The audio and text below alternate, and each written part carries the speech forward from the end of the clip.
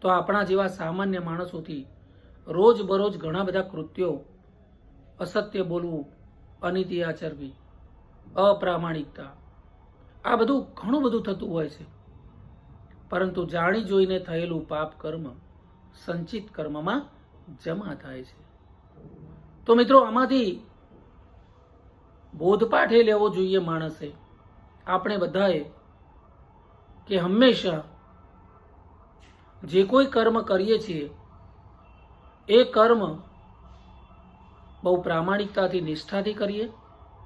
ક્યારેક ભૂલથી કોઈ પાપ કર્મ થઈ જાય તો ઈશ્વર સ્મરણ કરી દેવું કે હે પ્રભુ, મારાથી આ પાપ કર્મ થઈ ગયું છે, મને ક્ષમા કરો.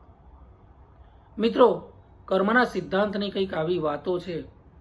તો આપણે બધા જ અધ્યાત્મના આ માર્ગે સારા કર્મો કરીએ, આપણા જીવનને